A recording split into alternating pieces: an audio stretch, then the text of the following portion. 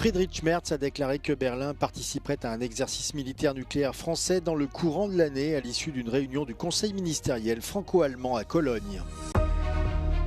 Élu à la tête du Parti travailliste, Andy Burnham devrait entrer en fonction comme Premier ministre du Royaume-Uni lundi prochain.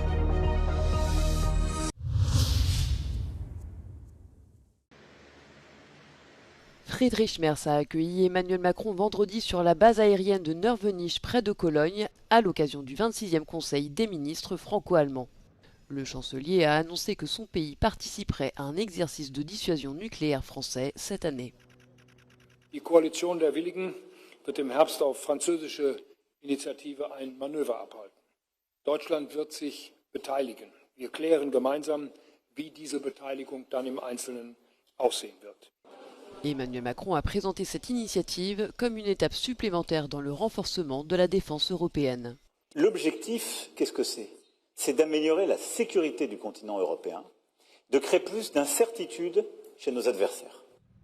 Les deux dirigeants ont également affiché leur volonté d'approfondir leur coopération économique en mettant l'accent sur l'industrie, le commerce et le développement de l'intelligence artificielle.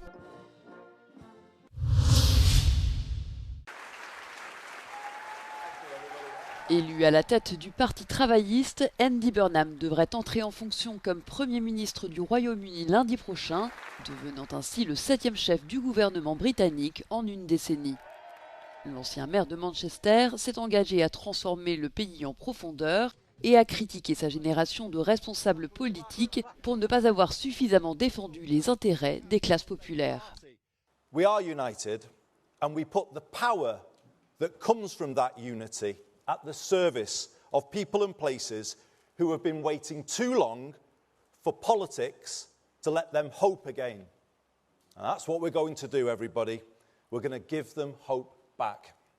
Andy Burnham a placé la décentralisation au cœur de son programme, promettant de transférer davantage de pouvoir aux régions. Le futur Premier ministre s'est également engagé à tourner la page de l'économie du ruissellement et du néolibéralisme, tout en lançant le plus vaste programme de construction de logements sociaux depuis la Seconde Guerre mondiale. En Pologne, le président conservateur Karol Nawrocki a opposé son veto à un projet de loi visant à légaliser les unions civiles. Le texte avait été proposé par le gouvernement centriste du Premier ministre Donald Tusk avant les élections législatives de l'an dernier dans le pays. Dans un message publié sur le réseau social X, Karol Nawrocki a affirmé qu'en sa qualité de garant de la Constitution, il ne pouvait accepter une réforme susceptible de remettre en cause le statut particulier du mariage, défini comme l'union d'un homme et d'une femme. Déposé au Parlement en décembre dernier, le projet de loi prévoyait de créer un statut de personnes proches pour les couples non mariés, y compris ceux de même sexe. Ce statut aurait permis d'accorder certains droits actuellement réservés aux personnes mariées, notamment en matière de propriété commune, d'accès aux informations médicales du partenaire ou encore de décisions liées aux funérailles.